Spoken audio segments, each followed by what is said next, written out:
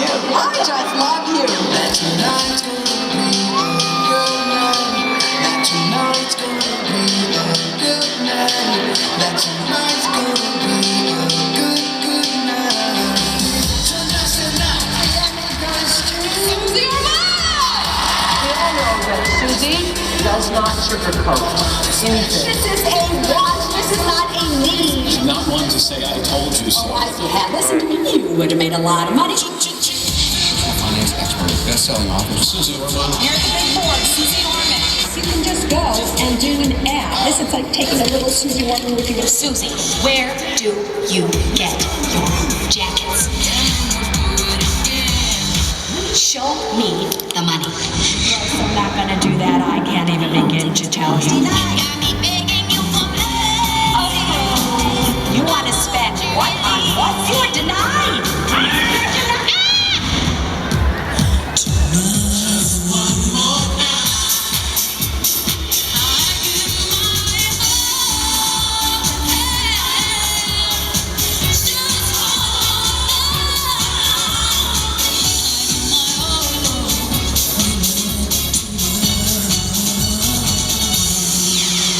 People first, then money, then things. Now you stay safe.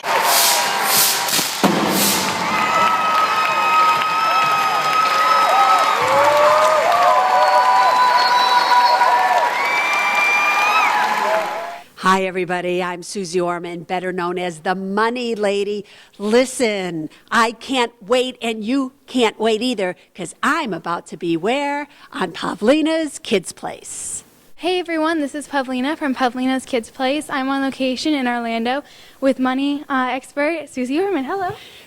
I'm so excited, I have to tell you, because she impresses me, or trust me, I would not be sitting here with her. Anyway, I can't wait to see this interview. Thank you. So, how are you? I'm fine, thank you. That's great. Okay. So, when you were growing up and everything, were you into managing money? Are you kidding me? No. What I was into doing, truthfully, was trying to be as good as all my other friends. Yeah. Because my friends had money, my parents had no money. And I thought that they would like me better if I had money.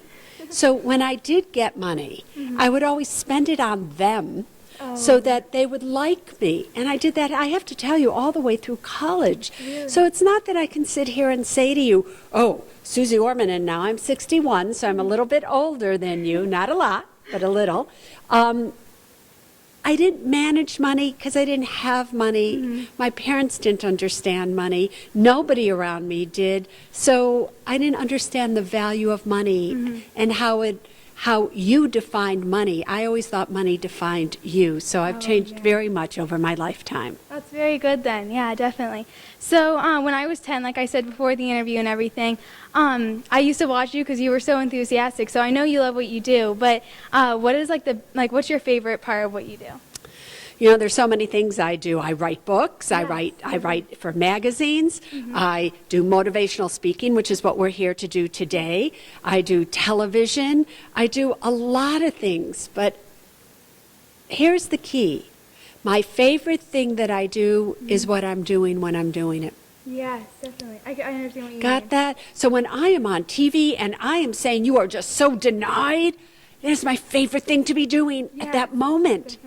And now in just another hour when I'm standing there in front of thousands of people and I am telling them whatever comes out of me, because I don't plan to talk, as you're about to see. I don't have a clue what I'm going to say.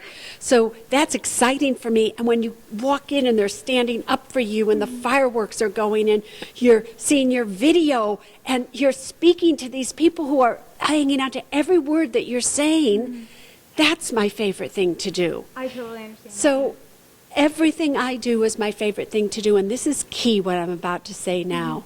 If I didn't love it, I wouldn't do it. So if you're doing something and it's not your favorite thing to do, you either have to learn how to make it your favorite thing to do, because you might not have a choice, or if you do have a choice, stop doing it. Definitely. Tony Butala from the Letterman actually told me, he was actually one of my first interviews. He was like, you have to love what you do. So when that just definitely came to me. And that doesn't mean you can only do what you love. Yeah, Because listen, I'm talking to you at a time where the unemployment rate is high, people don't have jobs, they're my God, they don't know what to do for money. I've just come at this moment from New York City this morning, where for the past, few days you've been seeing the richest of the rich not being able to do anything, the poorest of the poor. And also money doesn't matter at this moment in time because nature just equalized everybody out. So, and what will those people do in the future? Will they even have a choice in terms of what they do? So many times people call into my show and they don't love their job and they don't love their boss and they don't love this and they don't love that, but they haven't saved the money to change. Yes. They haven't saved the money to be able to say, I'm quitting and I don't care if I don't have a paycheck because I have the money to change my life. So you can't change your life unless you have the money and the foundation to do so. Yeah. What you can change is your attitude. So sometimes when you don't love what you're doing, rather than changing what you're doing, why don't you just change your attitude? Yes. There were times that I didn't love being on TV. I didn't love going and flying and getting up at 4 o'clock in the morning. Yeah. And I realized, Suze Orman, are you just out of your mind? So I changed my attitude. So that's one thing every single one of us, regardless of our position or our financial wealth, we can change our attitude to make it that we love what we do. Yes, definitely. I completely understand that. I don't think there's ever been one interview that I didn't want to go to, but there has been a couple things. But yes, definitely. Yeah, I mean, you don't always love getting up to go to school. Oh no. You don't always love going into a class with a teacher who you think's an idiot. And can I say idiot? You betcha I can. But do you know what I mean? Or you might not even. But it's what you have to do. Exactly. So if you have to do it, you might as well love it. Yeah, that's Yeah, true. yeah. Definitely. So kids have all kinds of obstacles growing up. What obstacle did you have, and how did you overcome or deal with it? Yeah, I had an obstacle of low self-worth. Really? So I grew up at a time where I really believed that money defined who you were. That if you had money, if you drove a nice car, your parents had a nice house, or they had nice clothes, or they looked good, that's what determined how happy you would be in life. Because, my mom was a secretary, and back then women didn't work. Mothers were staying home with their children. This was the 1950s. So back then, women weren't expected to work like they are today. So I grew up really having a wrong understanding of money, but my obstacle in my life, all the way until maybe into my 30s, early 40s, believe it or not, was that I didn't get who I was. Really? I didn't get how special I was. I thought everybody else was prettier, skinnier, richer, more athletic, more attractive than me.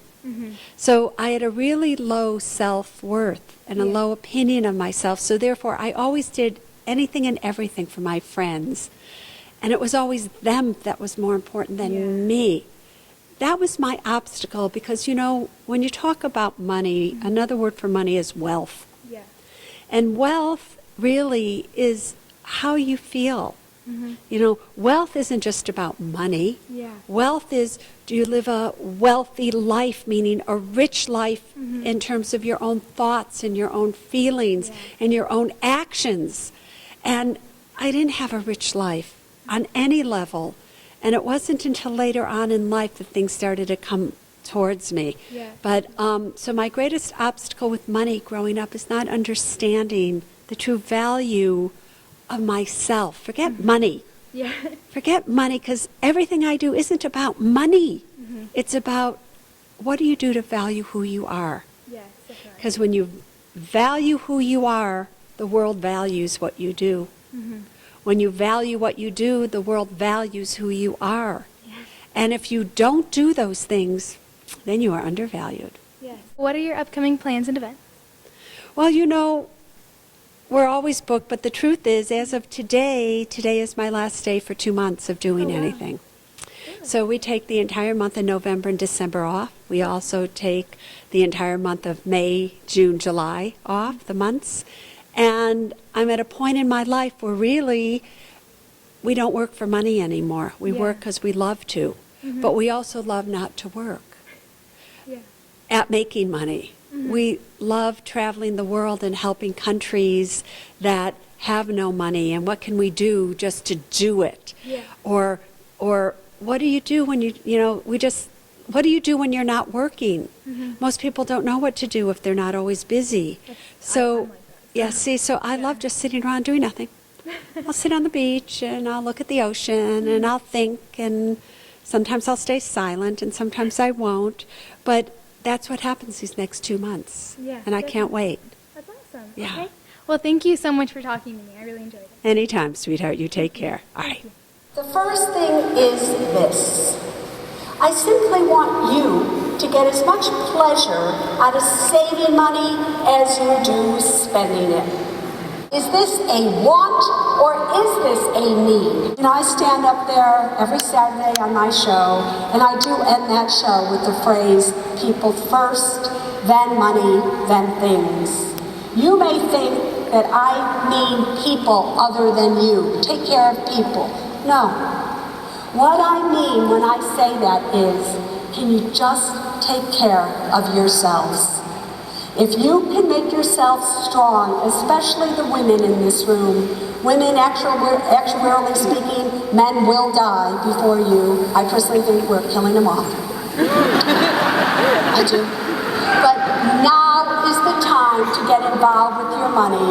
Now is the time to understand exactly the moves you should make and you shouldn't make. Obviously, I don't have time in these 30 minutes here to tell you everything that you should or should not do, but that is why I have the Suze Orman Show every Saturday night, so you better watch me then. May financial freedom bless each and every one of you, and may God bless you as well. Thank you, Orlando.